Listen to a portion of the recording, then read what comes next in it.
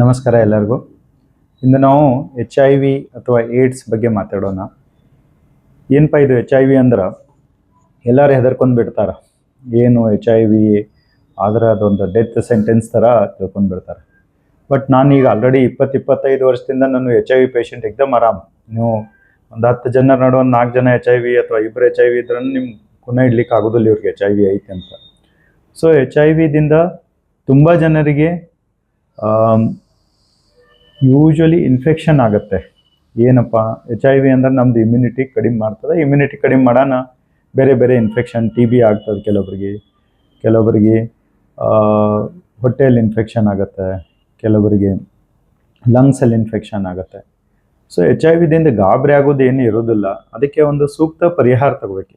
First ಯಾರು H I V test ಮಾಡಿಸ್ಬೇಕಂದ್ರೆ, ಈಗ ಯಾರಿಗೆ ತೂಕ ಕಡಿಮೆ ಆಗ್ತದ, ಅನ್ಎಕ್ಸ್ಪ್ಲೇನ್ಡ್ ವೆಯ್ಟ್ ಲಾಸ್ ಅಂತೇಳಿ, ನಾವು ಊಟ ಸರಿ ಹೋಗೋದಿಲ್ಲ, ತೂಕ ಒಂದು 10% ವೆಯ್ಟ್ ಲಾಸ್ ಒಂದು 6 ತಿಂಗಳದಾಗ ಆಯಿತು ಅಂತಂದ್ರೆ ಅದು ಸಿಗ್ನಿಫಿಕೆಂಟ್ ವೆಯ್ಟ್ ಲಾಸ್. ಬೇರೆ ಬೇರೆ ಕಾರಣ ಇರ್ತಾವೆ. ಕೆಲವರು ಡಯಾಬಿಟೀಸ್ದವ್ರಿಗೂ ಆಗ್ಬೋದು, ಮತ್ತು ಥೈರಾಯ್ಡ್ದಲ್ಲಿ ಆಗ್ಬೋದು, ಹೈ ಥೈರಾಯ್ಡ್ದಲ್ಲಿ, ಮತ್ತು ಎಚ್ ಐ ವಿದಲ್ಲಿಯೂ ಈ ಥರ ಆಗುತ್ತೆ, ಟಿ ಬಿದಲ್ಲಿಯೂ ಈ ಥರ ಆಗುತ್ತೆ.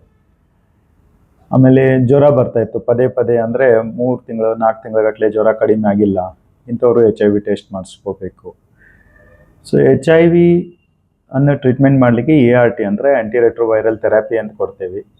ಸರ್ಕಾರ ಇದಕ್ಕೆ ಭಾಳ ದೊಡ್ಡ ಸ್ಟೆಪ್ ತೊಗೊಂಡದ. ಅವರು ಫ್ರೀಯಾಗಿ ಒಳ್ಳೆ ಮೆಡಿಸಿನ್ ಅಂದರೆ ಲೇಟೆಸ್ಟ್ ಮೆಡಿಸಿನ್ ಬರೋದೇ ಫಸ್ಟ್ ಗೌರ್ಮೆಂಟ್ ಹಾಸ್ಪಿಟಲಲ್ಲಿ, ಅಷ್ಟು ಒಳ್ಳೆ ಮೆಡಿಸಿನ್ ಅವ್ರು ಫ್ರೀಯಾಗಿ ಕೊಡ್ತಾರೆ.